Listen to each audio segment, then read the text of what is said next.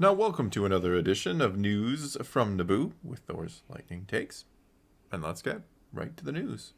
Today we're going to talk about the trailer that dropped yesterday, the story-centric trailer for Star Wars Jedi Survivor.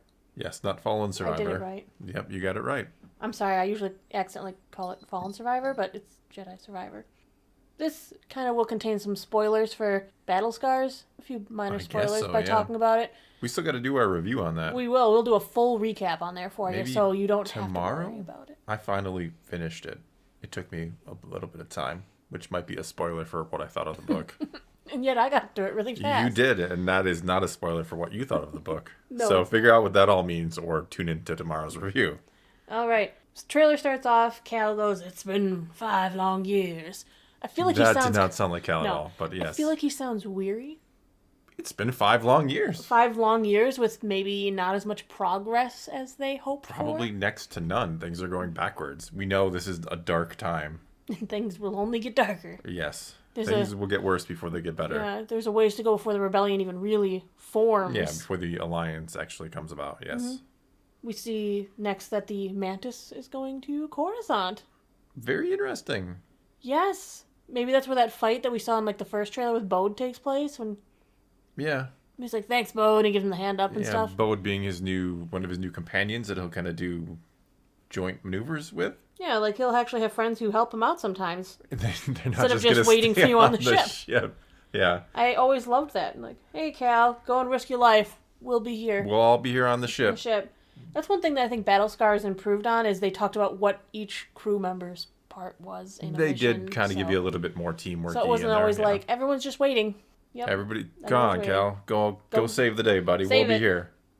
Cal goes on to say, "We've tried to resist, but fear and mistrust rule the galaxy." I really feel like that's getting into his head. I mean, he was so optimistic in the first game. He's even pretty optimistic in the book. Sort of, but you can tell he's starting to get weary. Yeah. Even in the book, you can start to tell he's getting weary. And now it's 5 years, and he hasn't seen a change, only for the worse. Maybe he's regretting some of the actions he took in the first game. Well, there are things that imply maybe he's ready to sort of give up the fight, too, and just go somewhere else. It's a very interesting trailer. Some of the things he says in here, make you wonder if he has a new objective. Yeah. Is this how we take Cal off the board until post-Return of the Jedi? Another Jedi who was there but not there?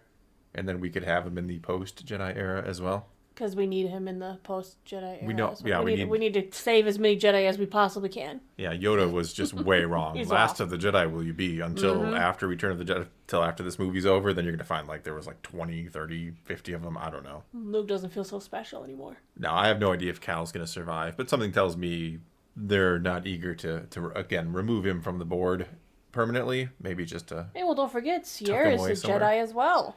Sort of. How come I don't feel like she's really a Jedi? She's a Jedi. She does Jedi things. Sure, she does Jedi things. I think it's because the first game she's really like...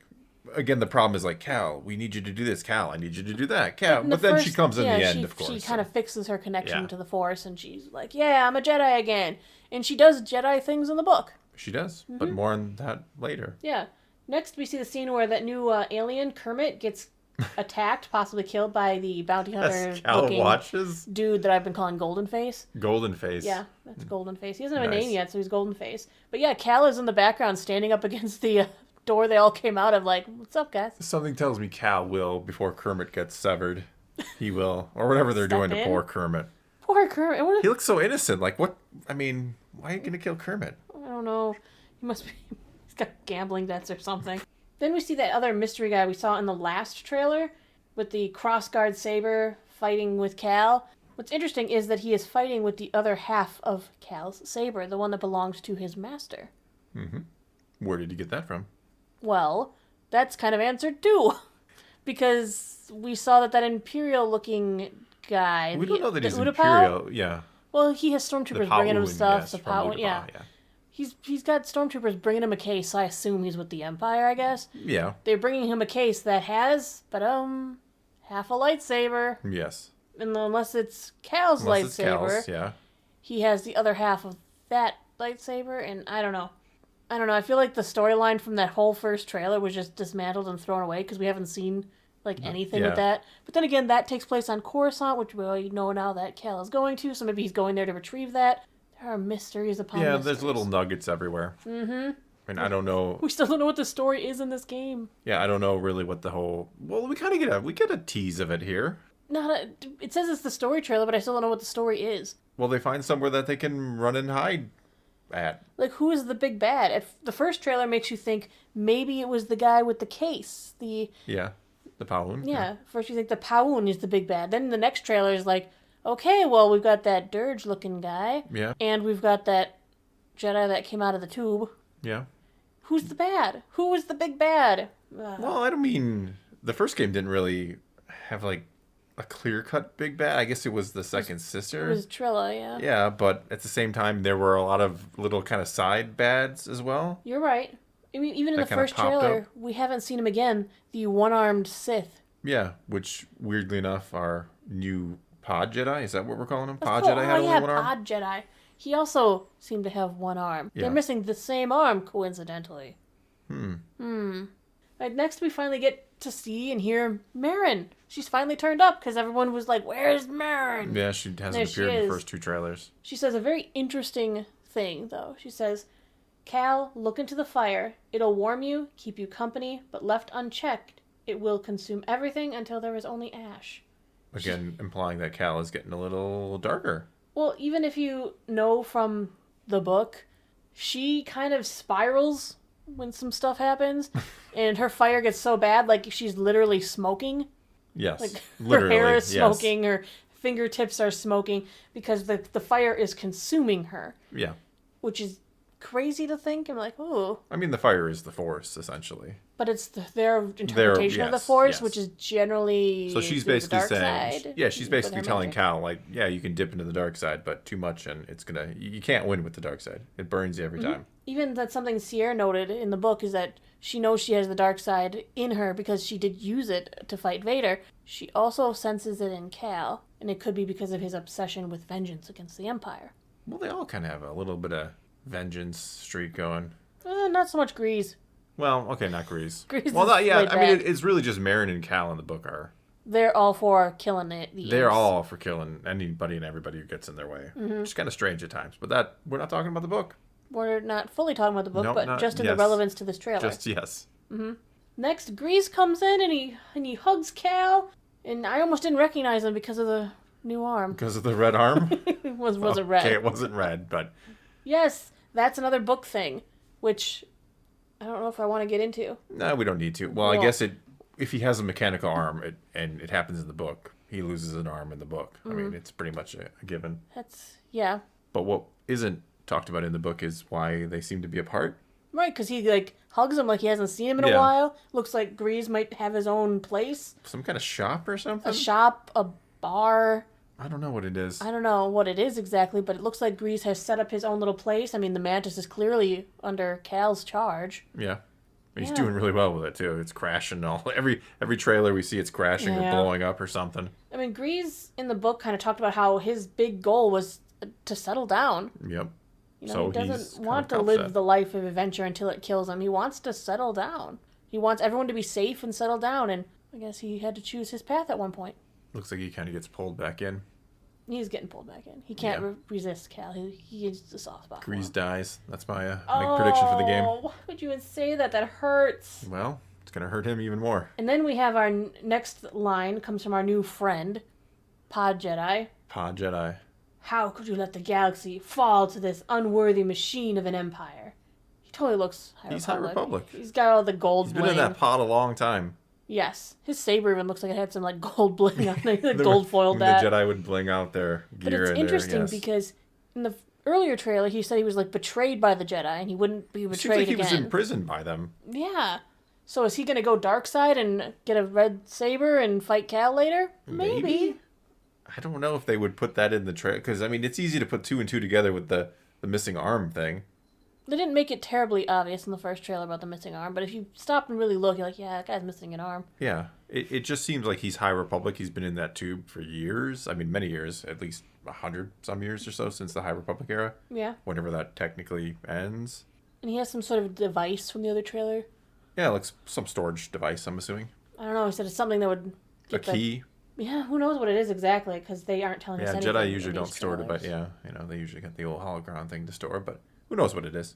This trailer is such a mystery because other game trailers, like, tell you kind of what the game's about, and this one's kind of like, here's the fighting, here's some of the places you're going. Story, it's got it. Well, you don't need to give it too much. I I know. the first game's so good, you're going to play the second game. So it's almost like one of those things where you know you don't really have to sell it as much as you just have to put it out there and people are going to scarf it up. Back to Merrin, she has a staff. She uses a staff to fight. She also uses a force push, which is something that I've I don't remember her doing. Yeah. I know she doesn't ever do it in the book. She's always using her fire and her magic. Yeah. She always uses her magic. So I'm like, this is a deliberate force push. I'm like, is maybe she learning a few things from Cal? Maybe all this time together. Well, maybe she's been training him some fire stuff. Who knows? Mm-hmm. So it's interesting to see her adopting a new way of fighting, perhaps. Yeah, not that I think that Cal should be, doing fire magic or dark side magic, essentially. But hey, who knows what the game's going to do. Next, Cal goes on to say that hope may feel beyond our grasp, but I think I finally found somewhere the Empire can't reach us. A place that's worth fighting for, no matter the cost. What does that mean? Like I said, are his priorities shifting away from vengeance? Maybe he's feeling he made a mistake in the first game?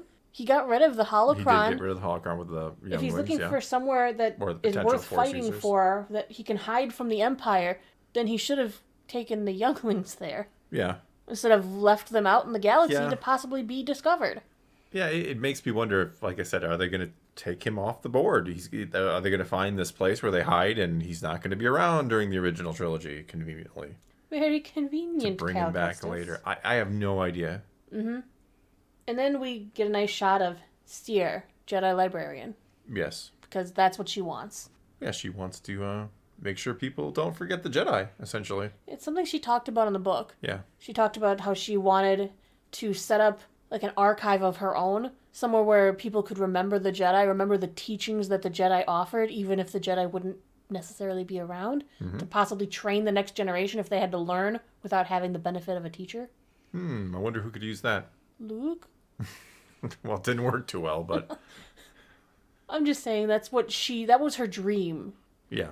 She didn't go off to follow her dream in the book. She stayed with the crew, but that was her dream, and she was trying to start setting that into motion. Yeah, and I clearly think she has at this point. Mm-hmm.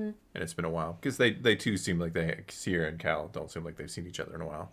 From the conversations we've seen in the trailers. So sometime after Battle Scars and before this game, they have separated. Yeah, I'm kind of surprised how much time seems to be implied. Because Battle Scars feels like it's been several years. They keep mentioning it's been several years. We've been together all these years. Maybe they're like the 2.5 year mark, and this is the other 2.5 years later. Now they finally separated. Yeah, it feels like there's been a lot of time in both. It feels like when we're seeing these reunions, it's like, oh, it's been forever since I saw you. Whereas the book kind of implies it's almost shortly before where the game is going to take place.